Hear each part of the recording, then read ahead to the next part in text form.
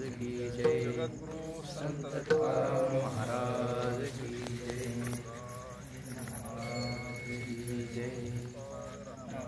महाराज की जय। स्वामी समर्थ महाराज ईश्वर भगवान की जय।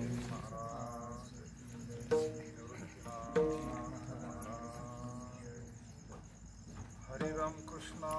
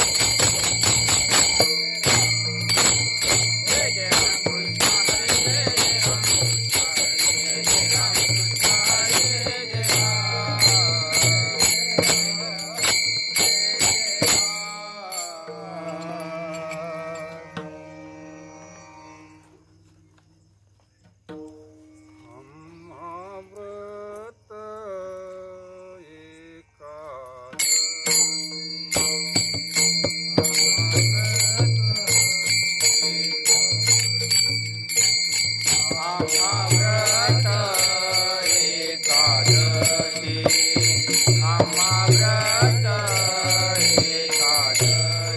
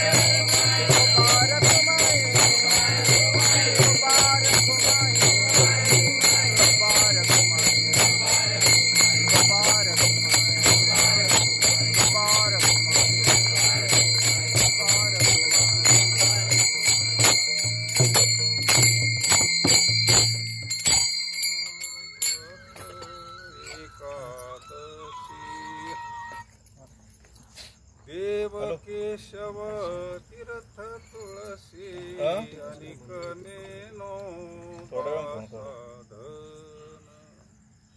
अमुचा विषय हरि कीर्तन अनिक नेनो बासाधन संत संगती निरंतर प्रेमधन हे भांडार अनिक नेनो बासाधन विनवी विष्णु दास नारायण ऐसी आमुची परंपरा अनिक नेनो बासाधन आमुचा विषय हरि कीर्तन अनिक नेनो बासाधन विठ्ठला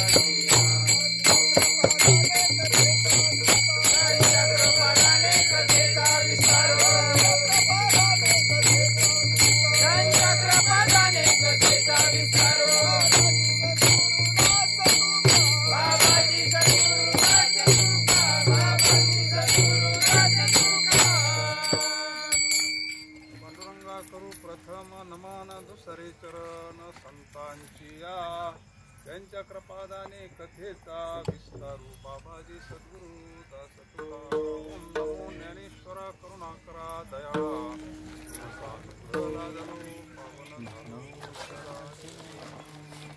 वचन ऐका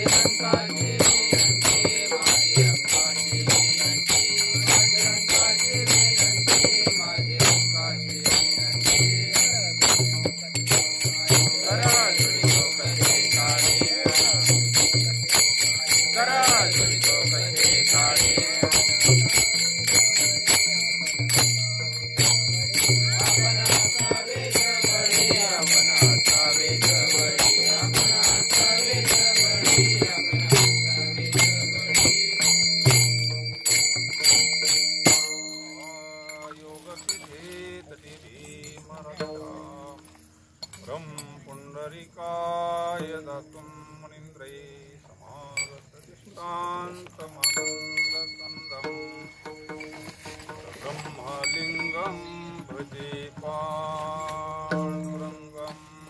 शरण शरणहानो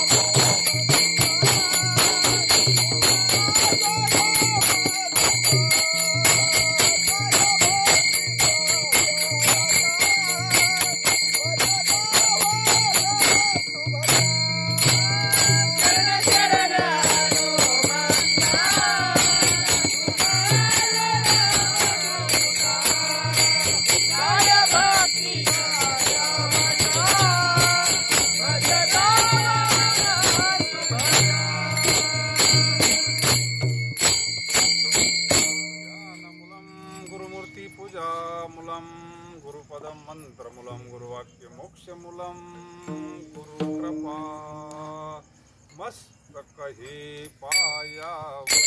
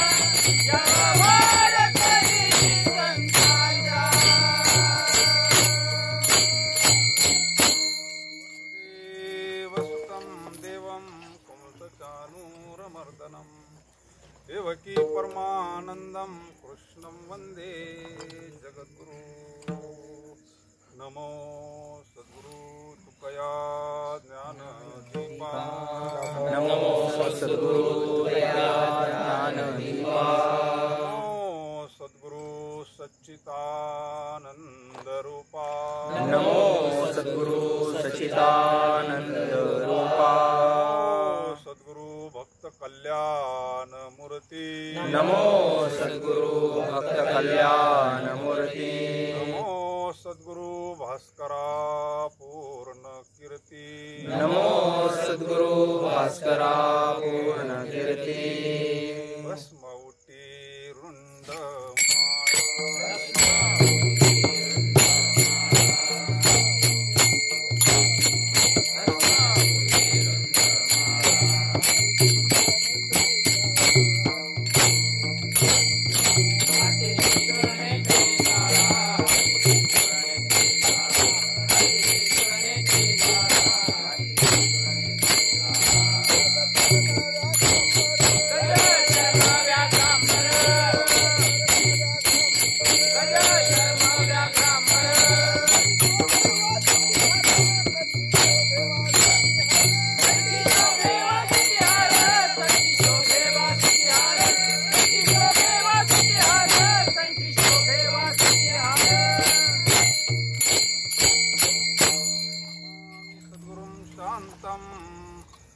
सच्चिदानंद विग्रहं पूर्ण ब्रह्म परानंदं ईशमालंधि वल्लभं सच्चिदानंद रूपाय विश्वोत्पत्त्यादि हेतवे तापत्र विनाशाय श्रीकृष्णाय नमः। आज एकादशी पर्व काळ सहज हा योग आहे निसर्गाच्या सानिध्यात पांडुरंगाच्या दरबारात तसं नियोजन नव्हतं पण सहज पांडुरंगाची इच्छा करू सद्गुरूंच्या कृपेनं थोडा वेळ सेवा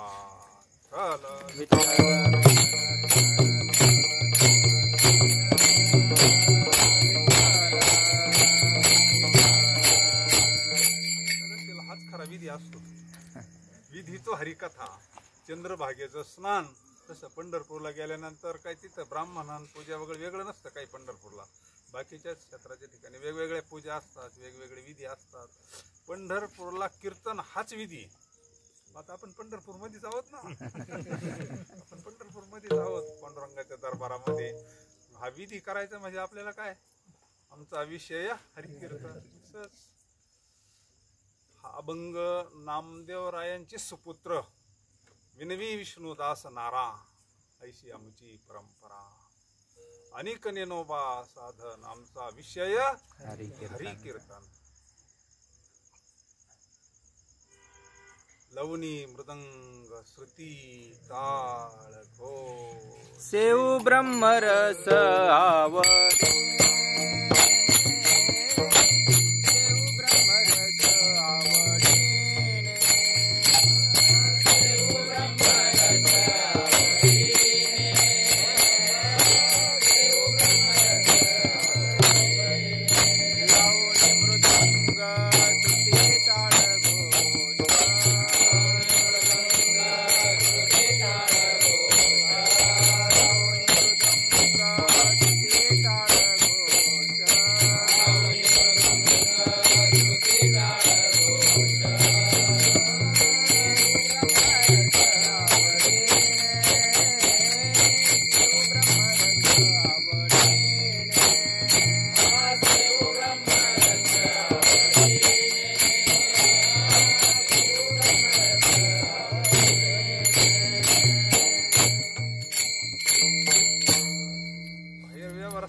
भेटतील 9 रस आहेत तसे. पण ब्रह्मरस कुठं भेटणार नाही. रोडला बी किती का दुकानं रसाचे कुठं काय जे सगळं भेटन जे पाहिजे ते जे पाहिजे ते आहे रे.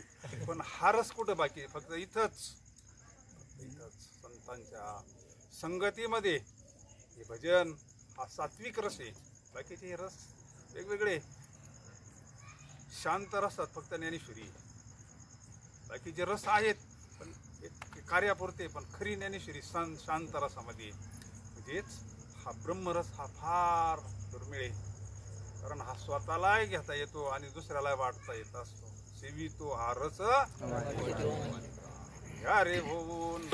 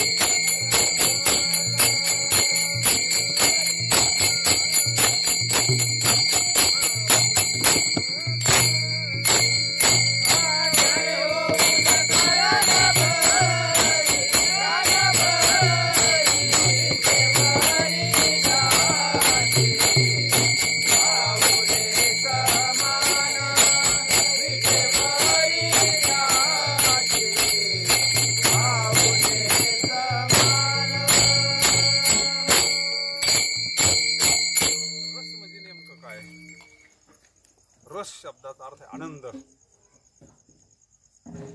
आनंद तर विषयामध्ये आहेच ना. लोक आनंदातच आहे ना. त्याचे मस्ती देणं प्रत्येक जण. तो विषयाचा आनंद टिकत नाही का टिकतो? विषयाचा आनंद टिकत नाही आणि जो टिकत नाही तो खरा नसतो. जो टिकत नाही ना ते खरं नसतं. आता वीज चमकली त्याच्यामध्ये का पारायण करता येईल का आपल्याला? करता येणार.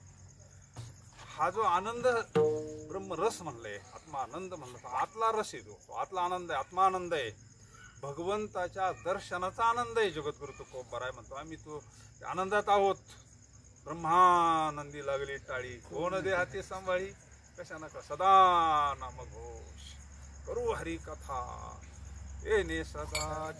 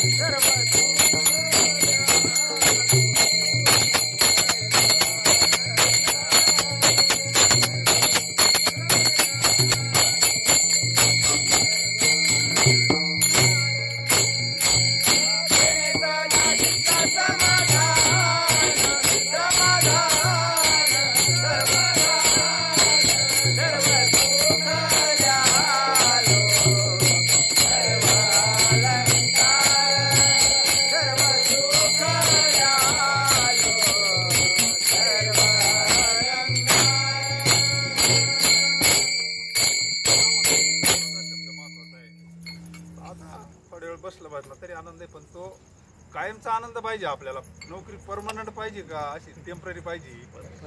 तसा प्रत्येकाला समाधान पाहिजे, प्रत्येकाला सुख पाहिजे, प्रत्येकाला शांती पाहिजे, आनंद पाहिजे. पण तो विषयामध्ये सोय देतोय, याच्यात असेल त्याच्यात असेल, अख्खे आयुष्य धडपड करण्यामध्ये जाते त्याच्यावाली. पण त्याला खरं शाश्वत सुख कधीच भेटत नाही. स्वप्नात त्याच्यात नाहीच तर भेटन कसं काय? ते फक्त देवाजवळ आहे. नवे नवे देवाचं स्वरूप येते. आनंदाद्वय नित्य निरामय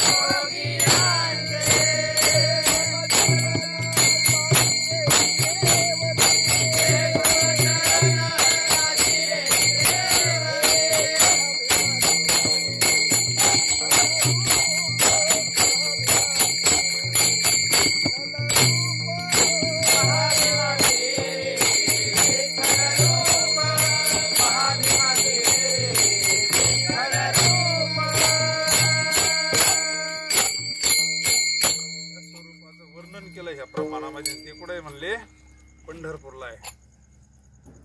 त्याची इथं सुद्धा आहे, ते सुद्धा इथं सुद्धा येतो पांडुरंग आपल्या. पण दाखवणारा भेटावा आपल्याला, देहामध्ये देव दाखवणारा भेटावा. देव तर सर्वत्रच भरला आहे, क्षेत्राच्या ठिकाणी तर आहेच, जिथं प्राणप्रतिष्ठा केली तिथं आहे. पण इथं आहे ना तो, जवळी असता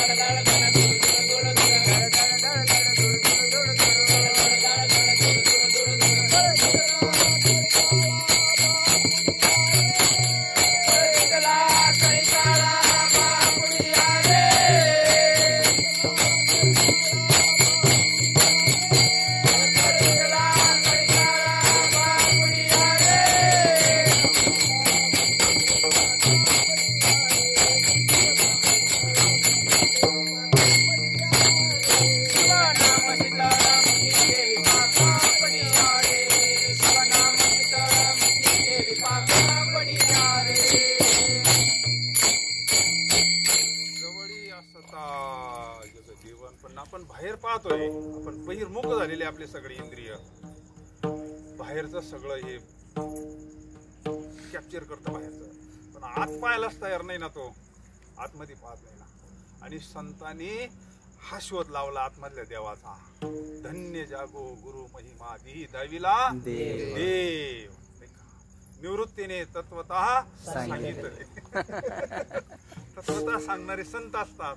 अरे तुझ्याच वावरात पाणी बोर घे फक्त, इथं पण पाण्याने आणावं लागतो. आपल्याला काय माहिती पाणी कुठे, आपण तिकडे बोर घेऊन पैसे नाशितोय, पाण्याला माहिती राहतं. तो बरोबर जागाच दाखवून देतो. मग ते 5च्या मोटरीचं पाणी लागत आहे, त्यांना काही कुठून आणून दिलं कधी. आपलीच वस्तू आपल्याला दाखवणारे संत आहे. माझे सुख मज दावी रे डोळा. पण याच्याकरता हे सगळे साधन आहे ना. मग एकादशीचं व्रत असन, सत्संग असन, कापडी अरे म्हणजे मग त्या उत्तर भारतामध्ये कावड यात्रा असू द्या, जगन्नाथपुरीची वारी असू द्या, हे साधन आहे. इथपर्यंत जाण्याची साधन आहे. जसं प्रदोष एक व्रत आहे, नवरात्र एक व्रतच आहे ना, तसं एकादशी एक व्रत आहे. व्रताच्या दिवशी सहज घरचे माणसं म्हणजे आज एकादशी देवपूजा तरी कर बाबा, कधी ना करणार बी मग मंदिरात जातो. एकादशी बा, आषाढी बा, फरळ कवाय ना काही कवाय ना, धर एकादशी. म्हणजे त्या निमित्तानं ह्या मार्गात यावा, हळूहळू त्याच्यामध्ये बदल व्हावा. आणि एकादशीचं व्रताचं तसे बऱ्याच कथा आहे मोठमोठ्या पुराणामध्ये. जसं अंबरीश राजाची कथा आहे, किती मोठी कथा आहे. आणि दुसरा एक राजा होऊन गेला, त्याच्या तो असा ऐश्वर्यवंत राजा होता का तिथं जसं ते वर्णन केलं ना, भवी त्या पोखरणी नदी गंगा वाहती 18 बहार वनस्पती फळे, भरताच्या राज्याचं वर्णन आहे तसं ते ऐश्वर्य चक्रवर्ती राजा. तसा तो राजा स्वर्गातले मंडळी त्याच्या बागेतून फुलं घेऊन जात होते स्वर्गात पूजे करता. स्पीकर बंद करून ठेवा. स्वर्गातली मंडळी येत होती ते काय एसटीनं थोडीच येत असेल, ते विमानात येत होते. स्वर्गातली मंडळी काय असे का आपल्यासारखे मोकर कशी साधे फिरवते का, ते विमानांना यायचे आणि पहाटी रात्री येऊन ती फुलं घेऊन जायची. वा वा वा. झाली एकादशी. विठ्ठला विठ्ठल विठ्ठल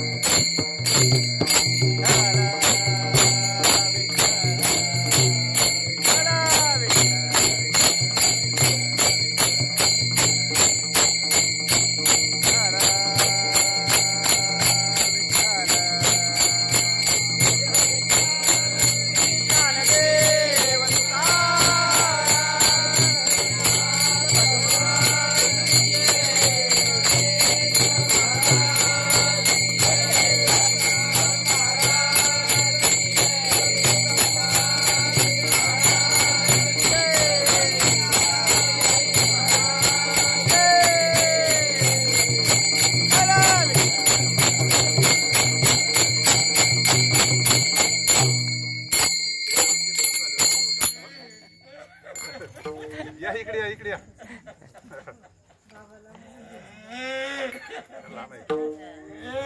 आमचा विषय असा करंट लागला तर आपला विषय चालू होता. विमानातून ते मंडळी रात पहाटे येऊन ब्रह्ममुहूर्तावर यांच्या बागेतले फुलं स्वर्गात पूजा करण्याकरता भगवंताच्या. बस दे बस. हे म्हणायचे फुलं जातात कुठं नेमकं. आता ते विमानानं यायचे आणि यानं जायचे. आणि राजाला काय तपास लागा ना, राजानं सिक्युरिटी हे ते सगळं ठेवलं. आणि असा बराच काळ गेल्यानंतर एक दिवस त्यांचं विमान बिघडलं.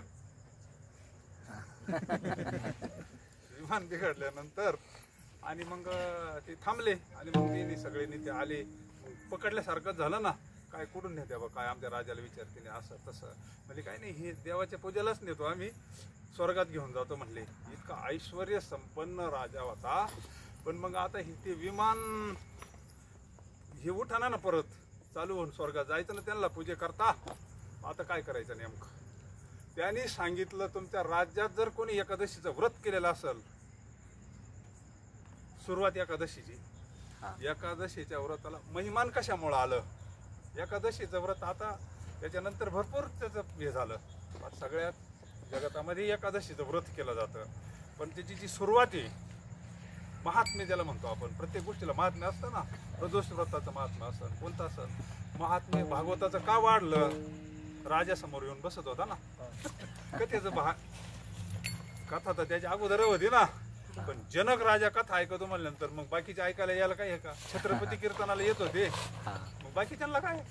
राजा महात्म्य कधी वाटत असतं. जगद्गुरु तुकोबारायांचं महात्म्य का वाढलं कीर्तनाचं. ते राजे काय 4-5 वर्षाचे राजे होते काय. छत्रपती सारखे राजे म्हटल्यानंतर. आणि मग एकादशीचा व्रताचा विषय चालला आमच्यावाला का. इतकं महत्व एकादशीच्या व्रताला का. आम्हा व्रत एकादशी देव केशव तीर्थ तुळशी अनेक नेनोबा साधन आमचा विषय हरी कीर्तन.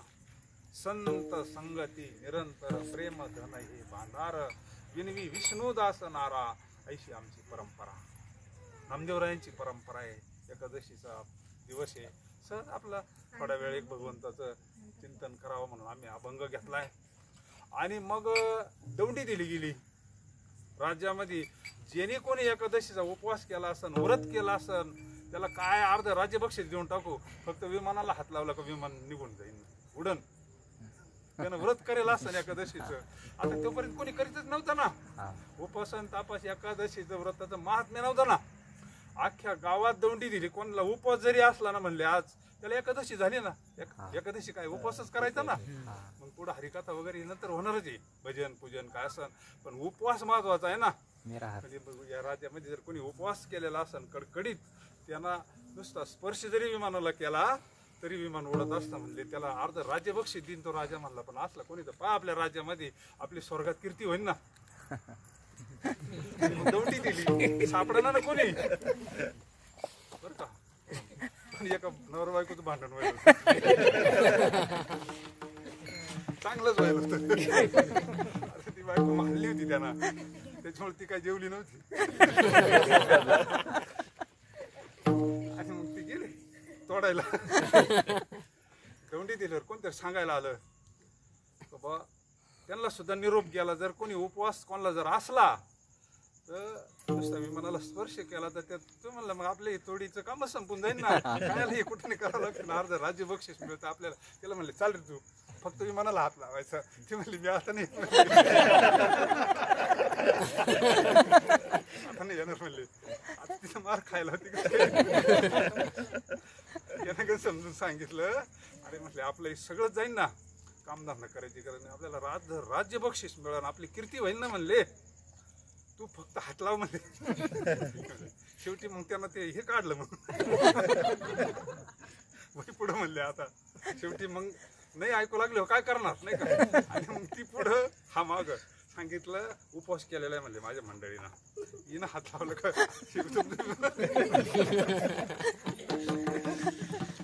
ही कथा आहे, हा विनोद नाहीये. तुम्हाला म्हणजे पुराणामध्ये आलेली कथा आहे, एकादशी व्रत महात्म्य. आणि मग ती पुढं याच्या हातात दांडक ती म्हणायची मी काय हात लावणार नाही. हा म्हणायचं लावाच लागन. फार जवळ गेली तरी ती हात कुठं लावायची. मग यानं जवळ मग तिनं स्पर्श केला, ते विमान स्वर्गात गेलं. त्यांची फुलं वगैरे पूजा वगैरे झाली. मग स्वर्गामध्ये महात्म्य झालं. ह्या राजाच्या नगरीमध्ये एकादशी व्रत करणारा एक तरी सापडला. ती काय एकादशीचं व्रत म्हणून केलं नव्हतं तिनं, पण उपवास घडला तरी सुद्धा. मग तिथून पुढं म्हणले आता इथून अख्ख्या नगरीत सगळ्यांनी एकादशीचं व्रत करायचं म्हणले. आपलं महात्म्य पार स्वर्गात गेलं म्हणले का आपल्या राज्यात एक तरी पतिव्रत सापडले. आणि तिथून पुढं खरं महात्म्य एकादशी व्रत. म्हणून मला सांगतात आम्हा व्रत एकादशी. आणि एकादशीचं व्रत फारच मोठं आहे. आपल्या संतांनी नंतर त्याला किती मोठं आहे परंपरा नाही का. आषाढीच्या दिवशी, कार्तिकेच्या दिवशी अव ते भुवैकुंठ पंढरी आहे ना, काय ते भजन असतं, काय ते काय हवा काय असते का. ऐशी चंद्रभागा ऐसा नाम घोष.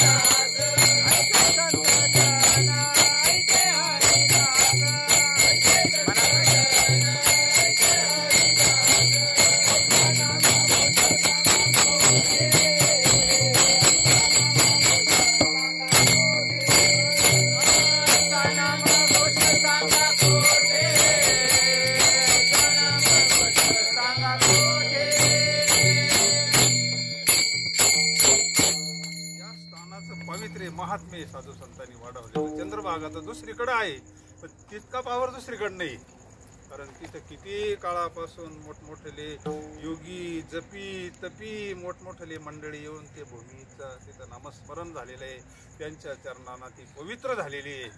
म्हणून फार मोठं महात्म्य या भागवत संप्रदायामध्ये एकादशी व्रत फार मोठं आहे. जसं बाकीचे व्रत सुद्धा मोठी ज्याच्या त्याच्या परीने ज्या त्या क्षेत्रात जो तो मोठा असतो त्याच्यामध्ये तुलना नसती करायची.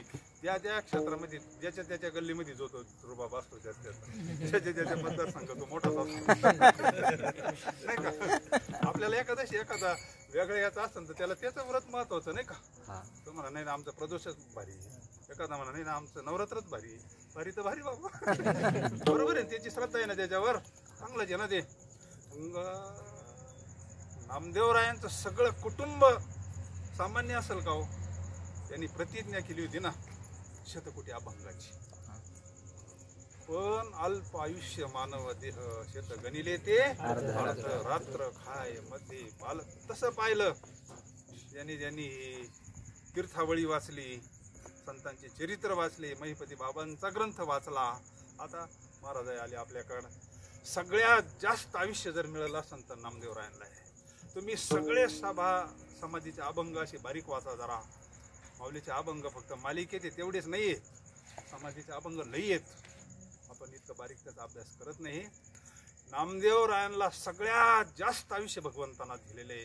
त्या काळात जेवढे संत होते ना, प्रत्येक संताच्या समाधीला नामदेवराय प्रत्यक्ष येतील, पांडुरंग प्रत्यक्ष, आणि त्याचं वर्णन केलेलं आहे. म्हणून आपल्याला कुठं माऊलीचं चरित्र नाही तर स्वतंत्र चरित्र आहे कुठं. आज जर अधिकृत तशी भरपूर असतील, अधिकृत नामदेवरायांच्या समक्ष घडलेल्या लीला आहे त्या तीर्थावळीमध्ये. काय तीर्थावळी आहे, अधिकार सामान्य आहे का माऊलीचा. लोपले ज्ञान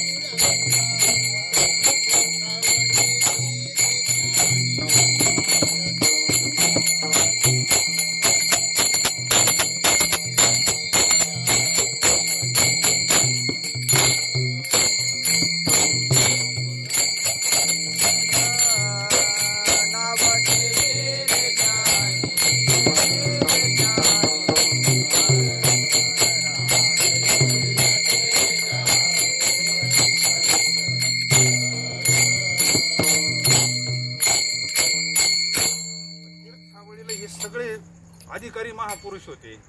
फक्त अज्ञानीनच वारी करावं असं नाही, सिद्ध सुद्धा वारी करतात. आता कोण त्यांच्यापेक्षा मोठं आहे, माऊलीपेक्षा कोण मोठं आहे, नामदेवरायापेक्षा कोण मोठं आहे, निवृत्ती दादा आहे, सोपान काका, सगळे कबीर महाराज, सावता महाराज सगळे. आणि मग त्यांचा असा सतसंग चालायचा. आता यांची योगाची परंपरा, ज्ञानाची परंपरा, पण कीर्तन ऐकल्यानंतर माऊलीला इतका आनंद व्हायचा. आणि मग माऊली नामदेवरायांना त्याचा संवाद झालेला आहे. तुम्हाला कसं काय एवढं प्रेम भेटलं म्हणले कीर्तनामध्ये. काय म्हणले, आमचा योग याग याच्यापेक्षा ह्या कीर्तनामध्ये जो आनंद आहे हा कुठं भेटत नसतं. म्हणजे कीर्तन सांग होय अंग हरिरूप ब्रह्मरूप काया होतशी कीर्तनी. म्हणजे कीर्तनाची शक्ती साधी नाही ना. सततम सदा नाम घोष करू हरी कथा तेने सदा चित्ता समाधान. मग हे तुम्हाला हे कसं त्याने सांगितलं, मी फक्त पांडुरंगाचं कीर्तन करतो. म्हणजे नामदेवराय प्रेम होतं म्हणून अज्ञानी नव्हते, परिपूर्ण झालेली संत आहे. म्हणजे हा कीर्तनाचा आनंद, हा सतसंगाचा आनंद हा फार दिव्य असतो. आणि हा खरा रस आहे. त्याला आपण म्हणतो ना ब्रह्मानंदम परम सुखदम केवलम योगी जपी तपी. त्याच आनंदात असतात. त्यांना या विषयाच्या आनंदाचं घेणंच नाही. त्याला फलकट म्हणतात. ते फलकट हाच. त्या तुम्हाला किती वेळा ते उदाहरण सांगितलं होतं त्या पोराचं. तो मुलगा गरीबाचा, आई त्याला दूध नाही म्हणून ग्लासामध्ये असं पीठ टाकायची, हलवून द्यायची, तो सणासण प्यायचा. तसं आपण या विषया सुखातच रमलोय. आपल्याला खरं सुख काय असतं, साधू कोणत्या सुखात आहे, पण याच्यातच दंग आहोत. पण त्याला असं महाराज म्हणजे चल कोजागिरी आमच्या इथं. आणि मग काय कोजागिरी, आणि मग ते काय चंद्रामृत, ते गावरान गाईचं दूध काय, ते भजन काय, तो सत्संग काय, आणि ती आरती काय, आणि ते तापलेलं दूध काय, त्याच्यात टाकलेलं काय भारी भारी काय. आता तो प्रसाद त्याला भला मोठा ग्लास भरून दिल्यानंतर तो म्हणले हे काय. आपल्याला असं वाटतं हे काय बाबांना काय भानगडी बाई. अरे तो आनंद आहे, ती नारायणगिरी गंगागिरी महाराजांची कृपा आहे. विठ्ठल अंतःकरण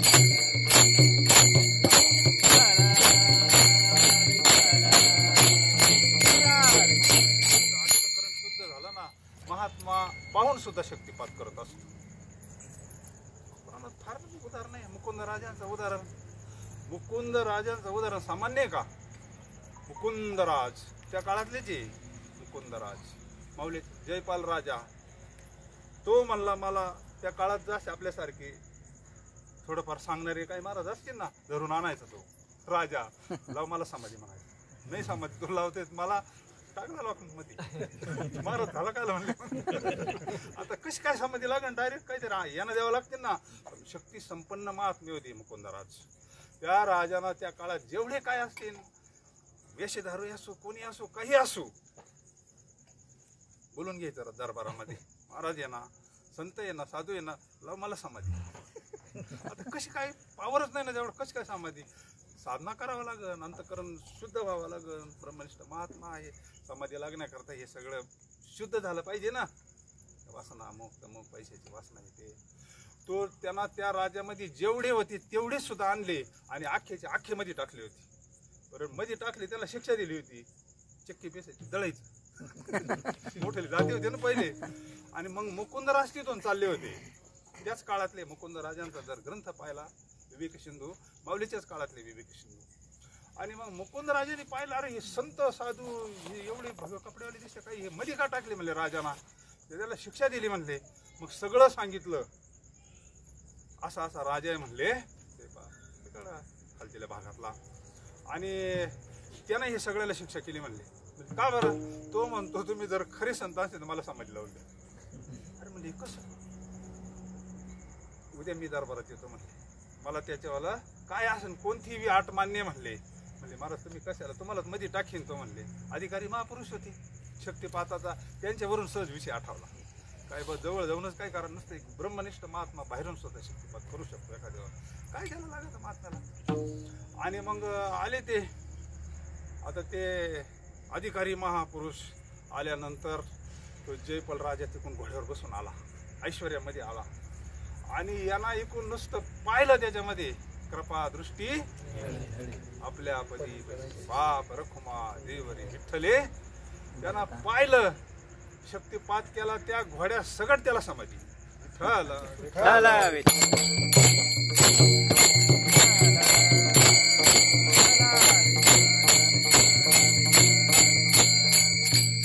राजाला तर समाधी लागली, जवळ सुद्धा गेला नाही शक्तिपात. घोड्याला 3 दिवस समाधीत होता घोडा. तिथून पुढे ती म्हण रिकीब मे पाव आणि ब्रह्म दिखाव. त्याला काय टाइम लागत. रिकीब मध्ये घोड्याची नसती का रिकीब ती पाय ठेवायची. रिकीब मे पावानं ती म्हण तिथून पुढे पडलेली. मग 3 दिवसानंतर गेला, त्याच्या डोक्यावर हात समाधी उतरवली. शक्तिपाती हा विठ्ठल.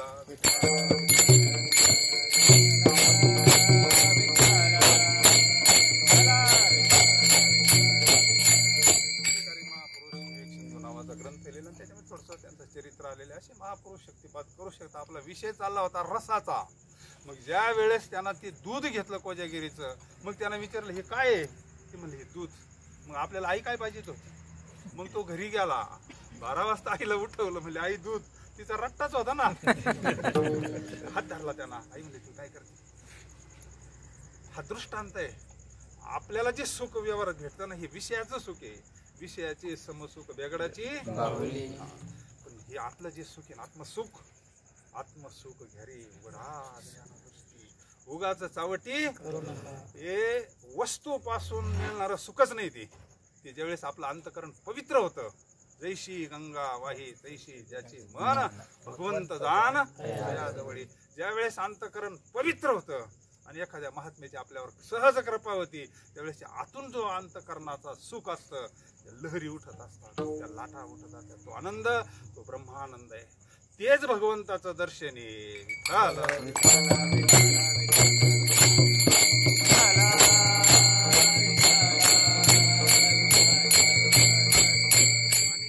साध्य जीवाचं.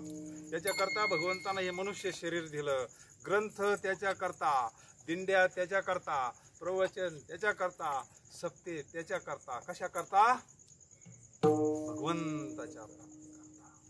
तरच मग आजी संसार सुफल झाला हे पायी देखिले पाय.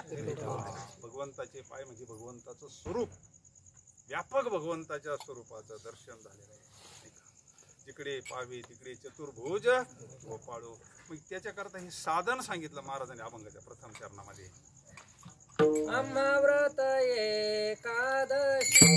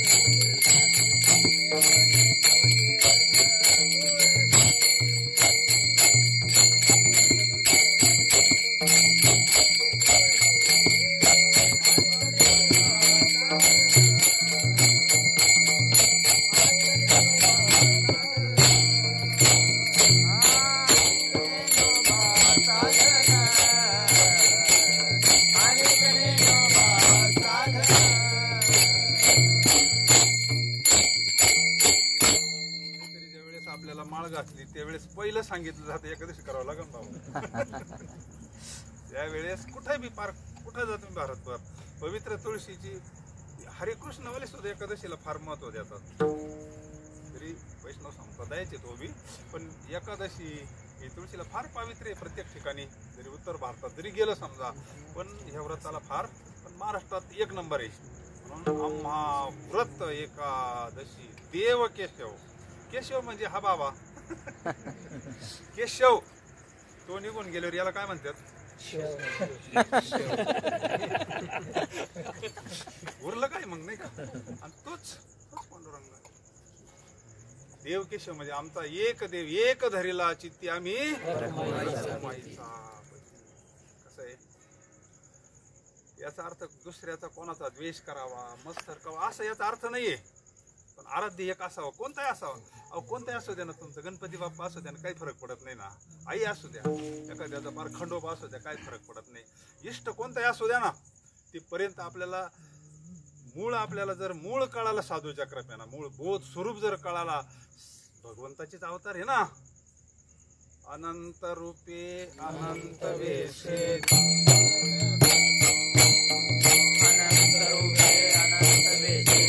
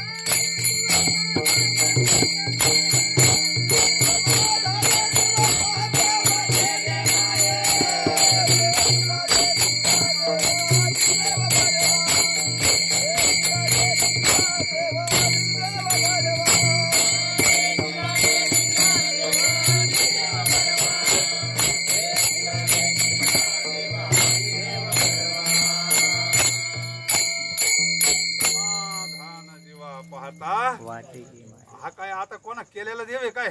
केलेले देव वेगळे असतात. आपल्याला काय सिंदूर घेऊन गेलो का झाला देव आपला. बाया पाचीच्या दिवशी बारीच्या दिवशी देव करतेच ना, नाही ते बायांना लुटतात म्हणजे असे झाले देव. केलेले देव वेगळे, झालेले देव वेगळे. हा आदी देव बरवा, हा आदी आहे. ओम नमो जे आद्या वेद प्रतिपाद्या, जय जय स्वसंवेद्या देवा तुची गणेश सकलार्थ. काही विषय राहिला, फैसला झाला. पहिल्याच ओवीत ज्ञानेश्वरीचा खरा फैसला आहे. आत्माच देवांचा देवी, तो स्वसंवेद्य आहे. तो नाही घडविला नाही बैसविला पुंडलिकाला भेटावा नेनो ब्रह्म मार्ग चूक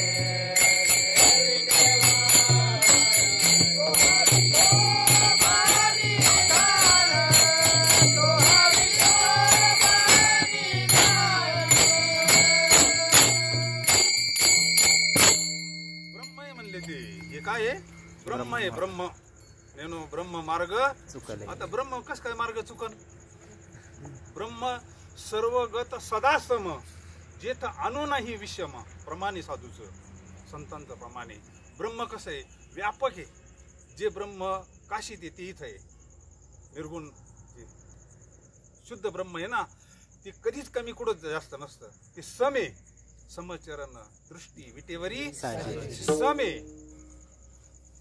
समे ते मग इथं कमी तुमच्याकडे जास्त असं असेल का पाऊस राहिले पंचमहाभूत राहील पण ब्रह्म कधी सम असतो पण ते काय म्हणले ब्रह्म मार्ग चुकलंय म्हणले की तिकून गोकुळातून कुठं आलंय पंढरपूरला आलंय लोक पुढचे आक्षेप घेतील ना ब्रह्म मार्ग चुकत असतं का प्रमाण तर माऊलीच आहे पण माऊलीनं अगोदरच म्हणलं नेनो नेनो पण चुकलंय कारण ते सगुणात आलंय ना सगुणात आलं का ती लीला होत असती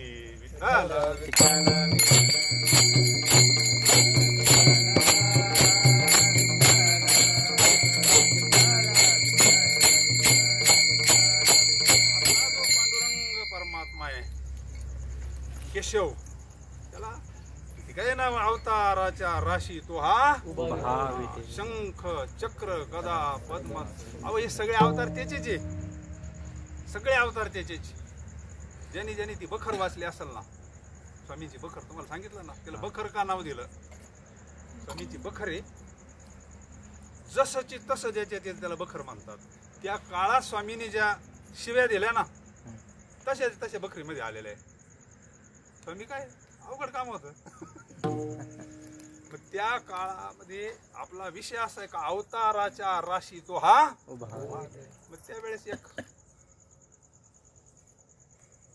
पंढरपूरच्या पलीकड आपलं कानोपात्राचं गाव कोणतं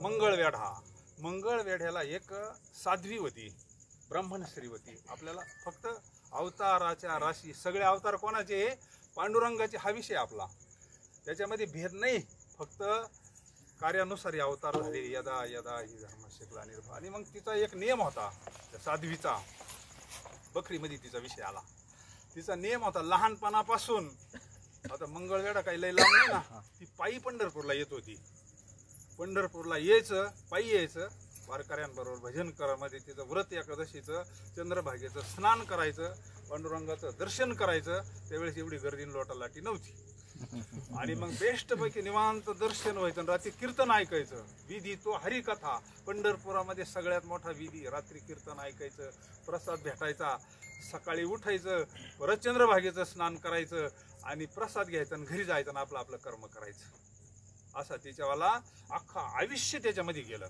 तपस्याच घडली तिच्यावाली एकही एकादशी टळली नाही पण एक दिवस प्रसंग असा घडला बकरीमध्ये ती मंगळवेढ्यावरून निघाली आणि मध्ये थोडी नदी लागली आणि जेच पाऊस सुरू झाला नदीला पूर आला आणि त्या काळात महाराज मंगळवेढ्यात होते अक्कलकोटचे स्वामी त्या काळामध्ये त्यांचा अवतार ते नेमकं त्या मंगळवेढ्याच्या जंगलामध्ये होते त्यावेळेस ज्यावेळेस ती तिथं थांबली त्यावेळेस आणि ती तिथं थांबली आणि पांडुरंगाचा धावा करते मोठमोठ्यानं पांडुरंगा अरे माझं अख्खा आयुष्यामध्ये वारी चुकली नाही नामा म्हणे केशव राजा केला माझा आज नियम चुकन ना म्हणले अख्खा आयुष्य व्रत सांभाळलं म्या पांडुरंगाचं दर्शन चंद्रभागेचं स्नान, एकादशीचं दर्शन, आणि आज मला पलीकडे जाता येत नाही, पाऊस चालू, नदीला पाण्याला, मी काय करू?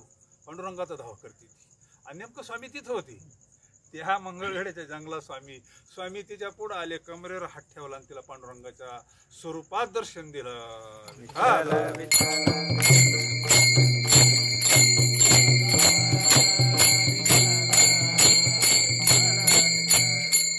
स्वामींचं लय का ग म्हणले, तुझा स्वामी काय फक्त ते, तुझा पांडुरंग फक्त तिथं आहे का? हे म्हणले इथं पांडुरंग उभा आहे, घे दर्शन. आणि ज्या वेळेस तिनं दर्शन घेतलं तर प्रत्यक्ष पांडुरंग परमात्मा. झालं का तुझा नेमपुरा म्हणले. म्हणजे सगळ्यामध्ये पांडुरंगच भरलेला आहे. अवताराच्या राशी तो हा उभा विटेवरी. पाण्याची दृष्टी पाहिजे. कुठं जातो मी पांडुरंगाची, एक धरीला चित्ती, पण चित्तात तो पाहिजे. हा देववशी चित्ती त्याची आम्हा व्रत एकादशी देव केशव एक व्रत असावा, एक काहीतरी आराध्य असावा. देव केशव तीर्थ तुळशी. आता तुळशी पवित्रच आहे ना, तिथं आपण गळ्यातच घातली, तेव्हा मग काय देवानच गळे घातले ना. अति प्रियावडे तुळसी,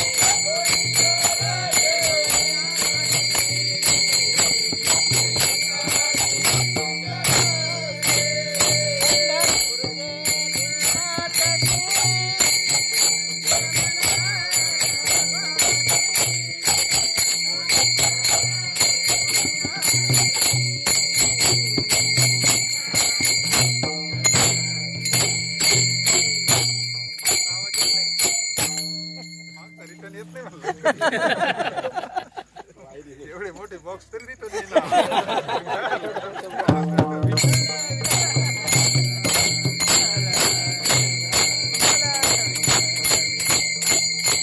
पुढे बसले.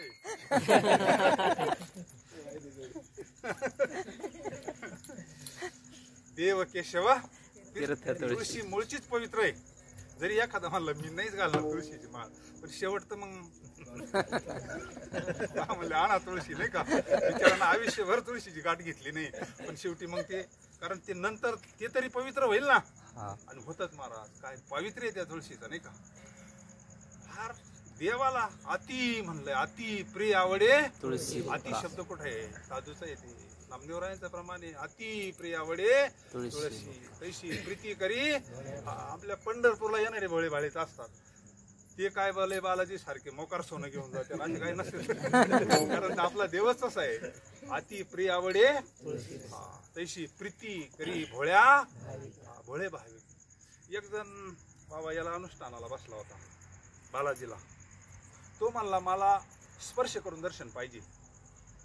जसं पंढरपूरला आहे ना म्हणले, तसं आता तिथं बालाजीला तुम्ही कोणी गेला असेल, स्पर्श करून दर्शन आहे का बालाजीला? गेलेले कोणी इथं लांबून दर्शन आहे. पंढरपूर सोडलं तर कुणीच दोन जवळ येऊन देत नाही. आळंदीन पंढरपूर जर सोडलं ना, लय लांबून. आम्हाला थोडा योग आला मागच्या वर्षी, लय अवकाळ आहे, काय सांगायचं तुम्हाला, लय लांबून. त्यानं तिथं अनुष्ठान केलं, बालाजीला अनुष्ठान केलं. त्यानं अन्न पाणी सगळ्याचा त्याग केला. म्हणले मला बालाजीलाच हे पाहिजे म्हणले. आता ते पुजारी फिजारी अजिबात जमाने ना, बाहेर होय म्हणले. इथं सोहळ्या आवळ्यात नियमाशिवाय इथं मध्ये कोणाला जाऊन देत नाही. आणि शेवटी मग पांडुरंगालाच दया आली भोळ्या भाविकाची. दुसरं कोणचा देव नाही असा देव. पांडुरंग ब्राह्मणाच्या रूपात आले. त्याला म्हणले, ऐ इथं काय बसला म्हणले. पांडुरंग आणि बालाजी वेगळा आहे का? पांडुरंग आणि बालाजी वेगळा आहे? वेगळा नाही तो, त्या क्षेत्रात म्हणून नाव वेगवेगळे. मग बालाजी स्वप्नात आले, म्हणले का बाबा तुला काय लागत आहे? तो म्हणले मला जवळून दर्शन पाहिजे. बालाजीच पांडुरंगाच्या याच्या रूपात आले होते ना ब्राह्मणात. तू मेला तरी बामन तुला दर्शन नाही होते. इथे अनुष्ठान करून मेला ना, चाल माझ्या संग पंढरपूरला. म्हणजे बालाजीच त्याला पंढरपूरला घेऊन आले आणि पांडुरंगाच्या पायावर घातलं. विठ्ठल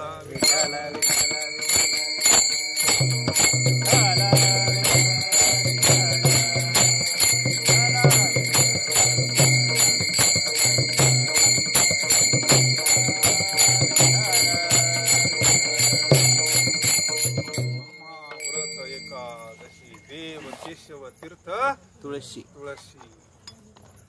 तुळशी फार पवित्र आहे. असताना तुळशीची माळ घातली तर रोज स्नान करताना ते सगळं तुळशीचं पाण्यानं आपलं स्नान होत आहे. पावित्र्य भरपूर आहे, प्रत्येक ग्रंथात आपण ऐकलेलं आहे. म्हणून मला सांगतात प्रथम चरणामध्ये आम्हाला सोपं व्रत हे कुणीही करावं, याचे काही बंधन नाही, काय नाही. यारे यारे लहान थोर याती भलते नारी नर, काही अवघड विधी नाही, काही नाही, काही नाही, सोपं आहे बेस्टपैकी. तसं व्रत हे कालपासूनच सुरू होतं. तसं तो आपण याचं अंबरीशाचं जर सगळं पाहिलं तर व्रत कालपासूनच अर्ध उपवासी राहायचं आणि त्याचं पारणं सोडायचं. हा थोडा मोठा विधी, पण आपण काय नाही, आपल्याला घडतंय ते बरोबर नाही का. अशा पद्धतीनं हे जर व्रत केलं आणि जर याच्यापेक्षा दुसरं साधन आम्ही करत नाही असं महाराज अभंगाच्या दुसऱ्या चरणात सांगतात.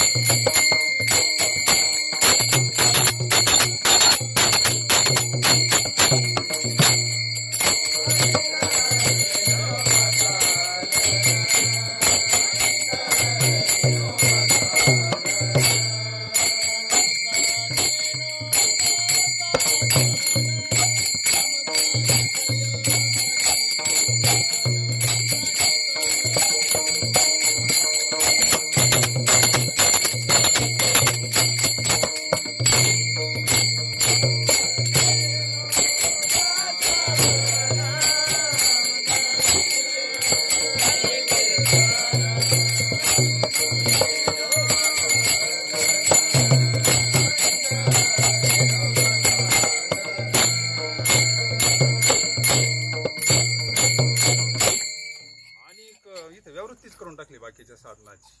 कलियुगामध्ये अवघ्या वाटा झाल्या क्षीण कली, न घडे साधन उचित विधी विधान, न घडे न कळे न घडे सर्वथा भक्ती पंथ बहु सोपा.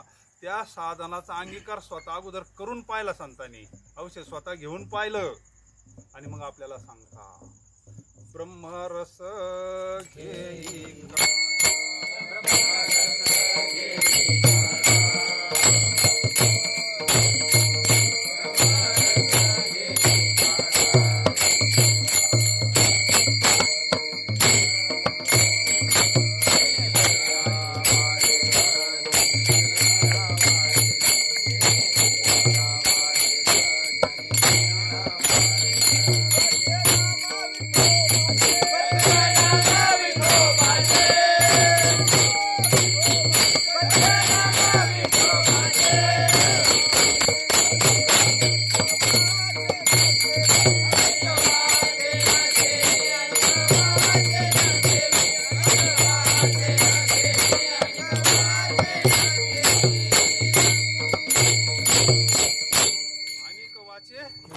त्याच्याने अभंगाची किती संगती.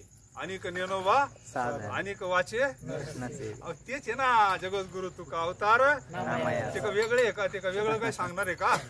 तेच साधन सांगणार आहे. कोणत्या काळात येऊ द्या ना, साधन वेगळं नसतं सांगत. आवडे देवासी तो ऐका प्रकार,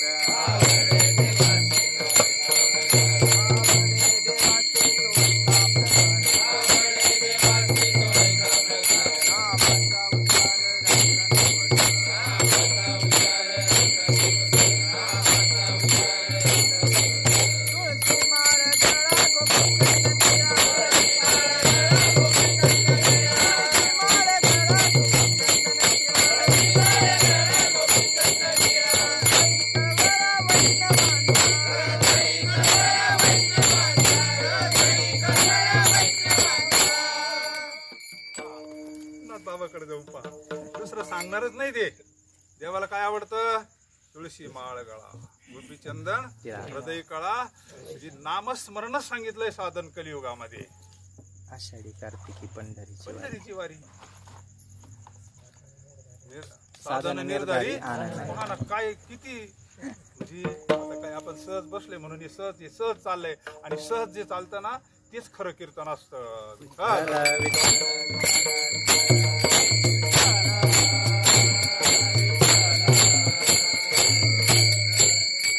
ठरवून पाठ करून साच्यात त्यात इतका मजा नाही वाटत. तो आनंदच वेगळा असतो. यातून म्हणजे बोलणार कोण आहे? का म्हणे माझी कोणी प्रसादा वाचोनी तू माझी. अरे पांडुरंगच बोलत असतो. फार दिव्य असतं महाराज. ते अभंग कायचे ठरून बाहेर आलेले काय सहज पांढरा डोंगरा वृक्षवल्ली आम्हा मस्तीमध्ये आलेले. ते एकांतामध्ये भगवंताचं चिंतन करता करता करता सहज बाहेर आलेले. ती अभंगवाणी महाराज. अभंगवाणी सामान्य नाही अभंग. त्याला पंचमयुत का म्हटलं जातं? 13 दिवस राहून सुद्धा त्याच्या केसाला धक्का नाही लागली का? साधीवाणी असन का? बाकीचं टाका बरं तुम्ही. आता पांडुरंगच प्रत्यक्ष बोलतो. काय म्हणाले हो त्याला? तात्पर्य अनेक नेनोबा आमचा विषय हरिकीर्तन. सगळ्यात महत्वाचा अख्ख्या अभंगाचा विषय आपल्याला एवढंच पाहायचं. बाकी पुढचं आपल्या सगळ्याला माहिती. आमचा विषय तो त्यांचा झाला नारायण आवडी जन धन. आता कीर्तनाचा कीर्तन म्हणजे तरी नेमकं काय? कीर्तनाचे बरेच प्रकार आहे. लीला कीर्तन आहे, नामसंकीर्तन आहे, प्रत्येक क्षेत्रामध्ये वेगवेगळं कीर्तन आहे. उत्तर भारतामध्ये जा ही कीर्तन नाहीये. अशी वारकरी तुम्हाला भेटणार नाही. आपल्याच इकडं काही ठिकाणी पहा एकच कीर्तन करा असतो. एक तबला आणि पेटी, टाळकरीने फिळकरीने. आहे का नाही कीर्तनात फरक? हा नारदी कीर्तन पहा. म्हणजे कीर्तनात बरेचसे फरक आहे ना. इकडं हरिकृष्ण वाल्यांचं कीर्तन पहा कसं कीर्तन आहे ते. हरे राम हरे राम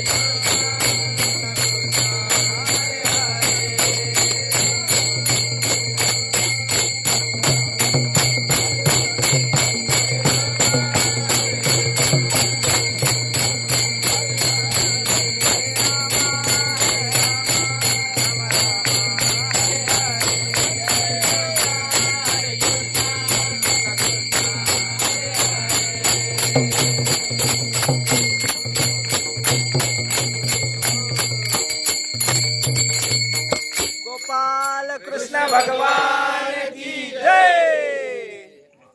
हा योग सगळा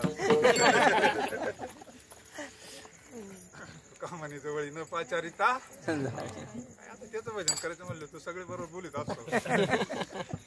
आता हे नवीन नाही आपल्याला जरी वाटत असं राम कृष्ण नामे हे दोन्ही हेच नवं आहे का? अहो हे माऊलीनं सांगून ठेवलेलं आहे ना. फक्त त्याला थोडस काय केलं तरुण मंडळीने थोडं हे दिलं, त्याला आनंद मिळतो त्याच्यामध्ये. 2-2 तास कीर्तन केल्यानंतर घाम निघतो महाराज, पूर्ण हेच होऊन जातं, अवस्था होती. त्या अवस्थेत जातात ती मंडळी, अवस्थेमध्ये जातात. नाचू कीर्तनाचे रंगी,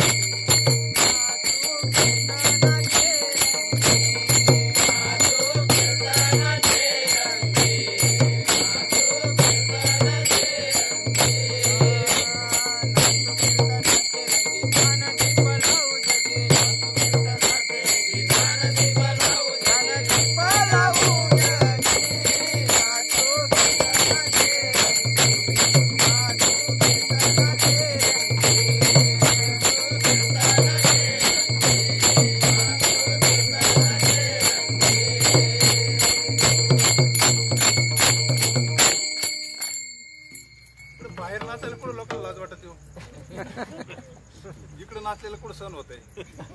पण चैतन्य महाराजांचे ते चक्री भजन तुम्ही पाहिलं असं ना कुणी, याच्यावर सुद्धा आहे. चैतन्य महाराज पंढरपूरचे दिंगडूरकर त्यांचे चक्री भजनामध्ये आजही पायाला घुंगरं बांधूनच ते चक्री भजन असतं त्यांच्यावर मठातलं रोजचं, पायात घुंगरं बांधून. पुन्हा ज्यांनी हा माऊलीचा सुरू केला हैबती बाबा, फोटो पहा तुम्ही, पायात चाळे बांधलेले आणि बाजू काय सुरुवात तिने केलेली आहे. एवढा जो सोहळा आहे ना माऊलीचा, आज पट्ट्यावधी लोक जे सोहळ्याला जातात ना, त्याची सुरुवात जर कोणी केली असेल तर हैबती बाबांनी केलेली आहे. त्यांच्या चरित्रामध्ये याच्यात होती, ती मिलिटरीमध्ये होती, अधिकारी होते, मोठे अधिकारी होते. त्या काळामध्ये सुट्टी करता घरी येत होते. सुट्टी करता घरी येत असतात. आता मग सुट्टी करता असल्यामुळं मग हातेरा नाही ना, ते काही घोड्यावर येत असताना काही लुटारू मंडळींनी त्यांना जंगलामध्ये गाठवलं. आता यांच्याकडे गण सगळं पण शस्त्र नाही ना, आणि मग त्यांना लॉकअप केलं, त्यांनी कोंडून ठेवलं, त्यांच्याकडून काहीतरी प्राप्त व्हावं म्हणून, काय त्या काळात असं त्याला बरं. आणि मग त्यांचं काही चालना ना, हत्यार नसलं काही नसल्यामुळं मग त्यावेळेस त्यांनी माऊलीवर त्यांची श्रद्धा होती, जरी मिलिटरीत होते ते. माऊलीला त्याने अंतकरणातून संकल्प केला, मला जर एवढ्या संकटातून सोडवलं ना म्हणले, एवढ्या एकदा राहिलेलं आयुष्य म्हणले मी तुमच्या चरणाशी अर्पण करीन म्हणले, नोकरीवर तुळशीपत्र ठेवून देईन म्हणले, मला आता कशाची गरज नाही राहिली म्हणले, फक्त एवढे एकदा सोडा म्हणले मला अंतकरणापासून घेतल्यानंतर. आणि त्या टोळीचा जो राजा होता, अधिकारी होता, त्या काळातला जो कोण मुख्य आसन, तो माऊली त्याच्या स्वप्नात गेले. म्हणले तो ज्याला बंदिस्त करून त्याला ठेवलं त्याला सोड म्हणले.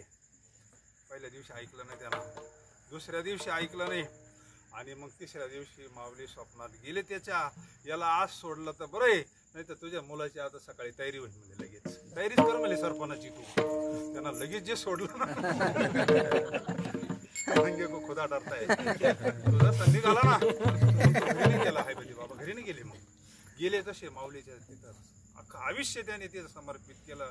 आणि त्यांनी ती वारी सुरू केलेली. माऊलीच्या पादुका अशा गळ्यात बांधल्या, त्यावेळेस काय अशा पालख्यान कोणी हे नव्हतं, एका हातात विना, एका हातात टाळ चिपळे, आणि स्वतः निघाले, मग काही मंडळी निघाली, आणि मग त्यांनी ती सुरू केलेली वारी आषाढीची. आज एवढा मोठा सोहळा आहे ना, मग वाढता वाढता आज काय त्याला स्वरूप आलेलं आहे.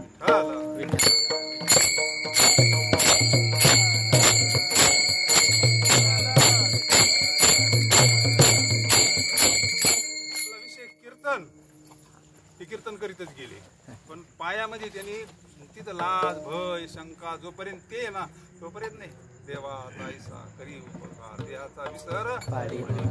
हे कीर्तन प्रत्येक क्षेत्र बदललं का कीर्तन बदलत असतं. तुम्ही उत्तर भारतामध्ये जा, हे कीर्तन नाही. आम्ही एका मंदिरात बसलो होतो, ऊन भणा येतायचे लोक, अरे म्हणले कीर्तन सोडून काय सांगू. तिथे त्या मंदिरामध्ये कीर्तन चालू होत. असं त्यांचं पक्वाद थोडा वेगळाच, चालय वेगळा, छोटे छोटे टाळ, फक्त रामाचं भजन, सीताराम सीताराम सीताराम, दुसरं भजनच नाही. प्रत्येक मंदिराचा सीताराम सीताराम, तो ताल वेगळा आहे, आणि ते सारखं भजन तेच 7-8 4-5 जण बसले होते आणि एक वाजवणार होता. तिथे एक टाळ होता. मी त्यांच्यामध्ये जाऊन बस टाळ घेऊन बसलो भजन करत. तुम्हाला काय दर्शन करायचं तिकडे हिंडून लय भारी भजन. एकच टाळ. सीताराम राम राम सीताराम.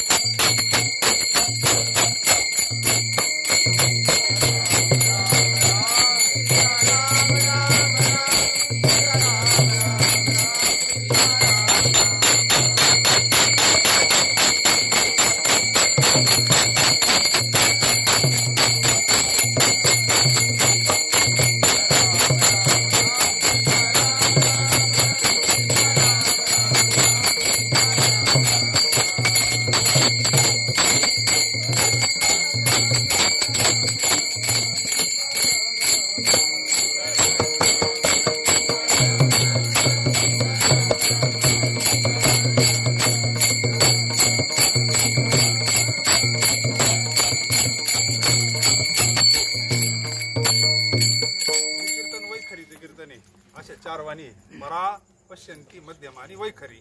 आता ही वाणी शेवटी आपली जर नाही चालली तर कीर्तन तर बंद नाही पडलं पाहिजे आपल्याला. शेवटचा दिस भजनात देव काही थोडा करा लाग पाठ भक्ती भाव धरा तन मन ध्यान लावून या जरी करणे असेल गोड त्यावेळेस वैखरी कामाला येणार नाही. ज्याची येईन त्याचं तो धन्य. पण काहींची शेवटी वाचा बसती त्याच्याकरता पुढची वाणी आहे ना. ज्ञान देव मौन कंठी धरिला कृष्ण मनी अवघा. मनातल्या मनात चिंतन करायचं. त्याची बी समजा भान नाही राहत कधी कधी. त्याच्या पुढे वाणी आहे ना अजून. त्याच्याकरता एक दोहा आहे कबीरांचा दोहा आहे. तो त्या दोह्याचं उत्तर विचारलं दादाने.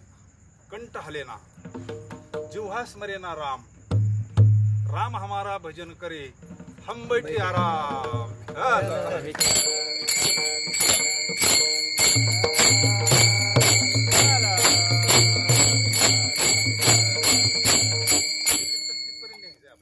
हेच कीर्तन तिथपर्यंत घेऊन जाणार आहे आपल्याला. ज्यावेळेस आपण त्या स्थितीत जाऊ ना परावाणी पर्यंत. अनुहात वाजती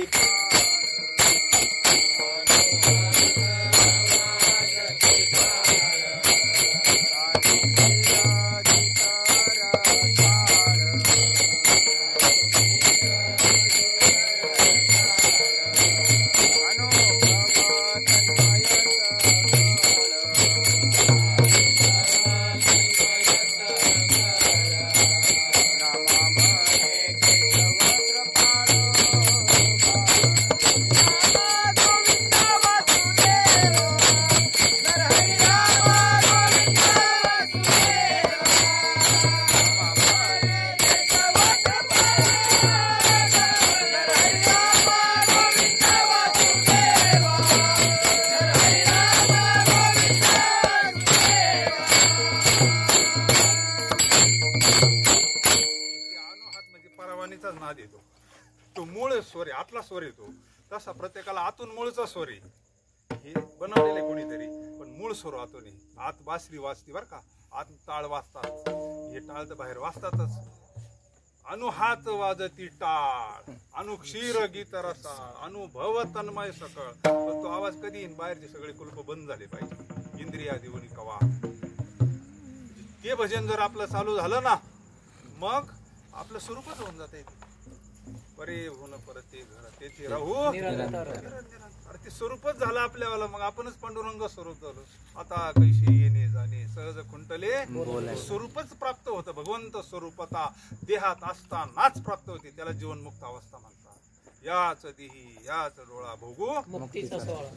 आपलं हे सगळं मूळ भजन चालू होतं. अनुहात दोन्ही नाद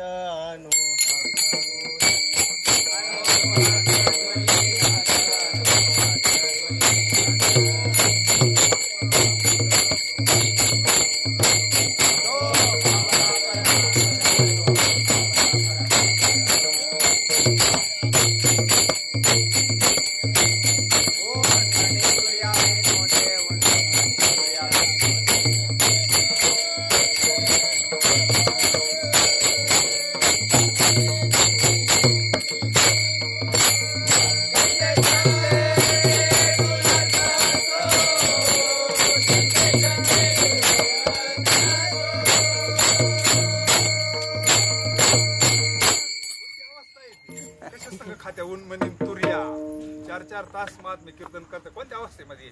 छंदे छंदे आपण तासभर जर आपल्याला एक गुळ खाय, कुठं काय खाय, कुठं काय पी, 4 तास काहीच नाही.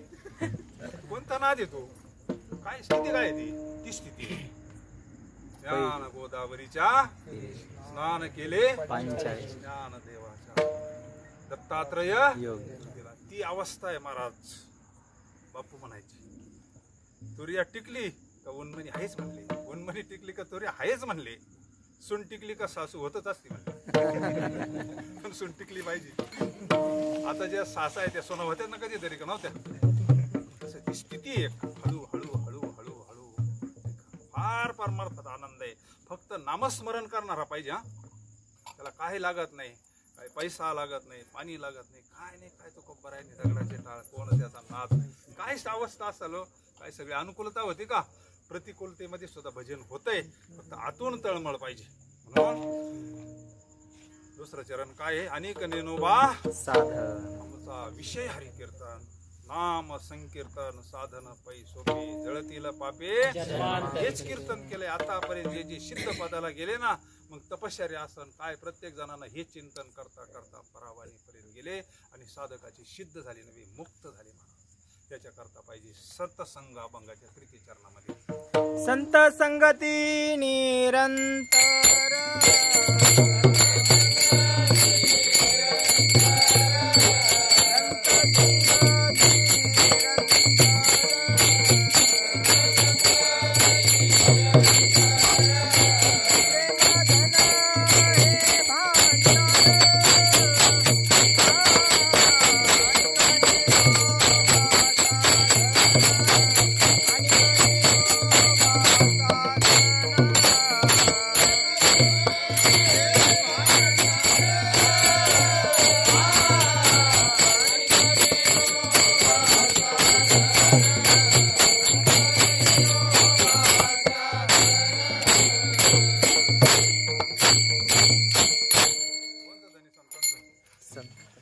ह्या धनाला संत धनच नाही म्हणत.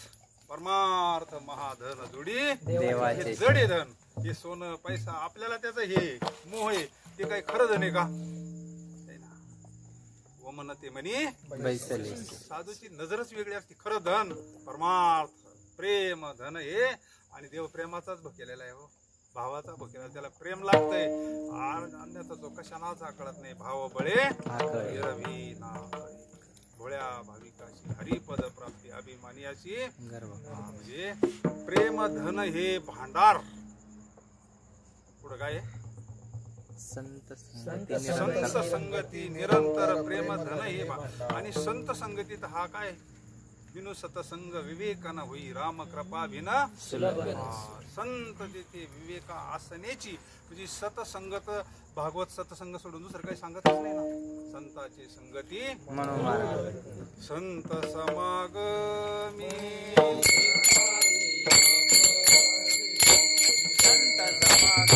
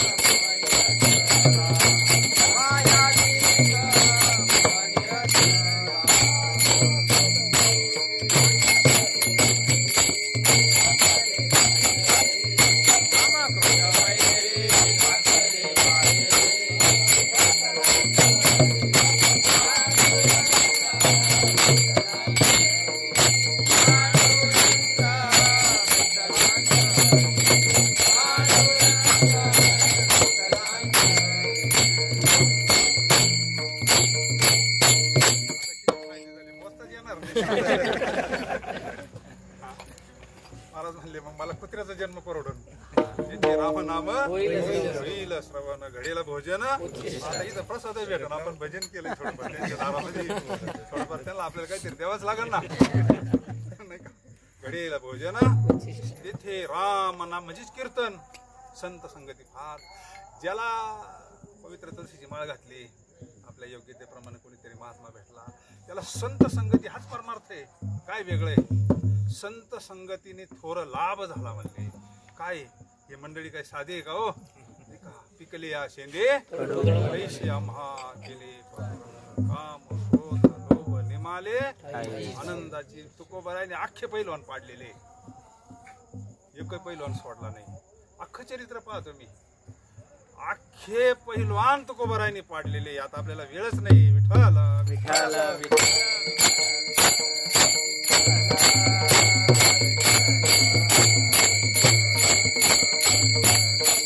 सगळे पैलवान पाडले ह्या सामर्थ्यावर पाडलेले कीर्तन. त्याने म्हणले आम्ही आयुष्यामध्ये कीर्तन सोडून साधनाच केली नाही. कीर्तन हे ईश्वर प्राप्तीचं साधन आहे.